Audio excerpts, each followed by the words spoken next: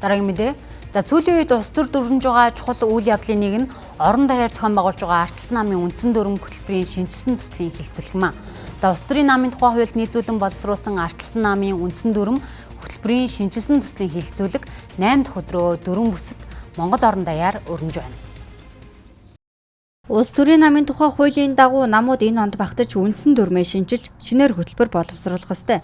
Тэгвэл улс төрийн намуудыг тэр дундаа улс төрийн гол тоглогч намын үндсэн дүрм хөтөлбөрийн төсөл маш чухал.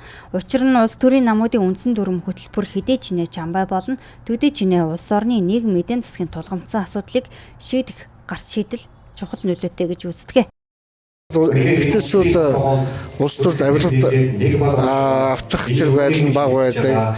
За мөн шийдвэр гаргалтын дээр бас тууштай байдаг гэдгээрээ бас дэлхийн улс орнуудад эмэгтэй улс төрчдийн байр суурь бас онцлог байдаг.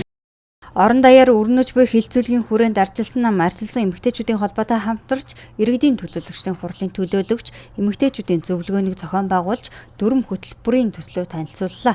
2024 оны орон нутгийн сонгуульд аймаг нийслэл дүүргийн иргэдийн төлөөлөгчдийн хуралд ардчилсан намаас нэр дэвшин өрсөлдсөн 67 эмэгтэй ялалт байгуулан төлөөлөгчөөр сонгогдсон ажиллаж байгаа юм. Мөн сумдын төвшөнд улс даяар ардчилсан намаас нийт 942 эмэгтэй төлөөлөгчөөр сонгогдсон нь нийт сумдын хурлын эмэгтэй төлөөлөгчдийн 45%-ийг эзэлж байна.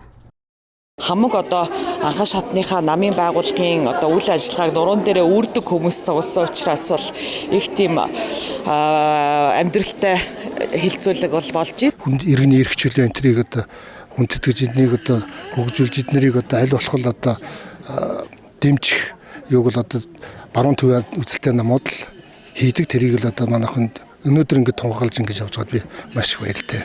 Бид нар өөрсдийн гэсэн улсаа хөгжүүлэх бас нийгэм танигдах энэ хөтөлбөрийг илүүсээ түгэх хэрэгтэй. Тэгжиж бид нар тэрнийхэн дагуу ажиллаж ард иргэд маань бидрийг илүү их итгэлтэйгээр харна. Бас нийгмийн нөхцөл байдал ямар байгаа лээ яг энэ цаг мөчид бол ардчилсан нам орон даяар гишүүдээсээ үндсэн дүрмийн шинжилсэн найруулгахаа төсөлд санал авж байгаа нь бол үнэхээр яг цагаан ус эрэг гэж залгууны хувьд бол болж байгаа.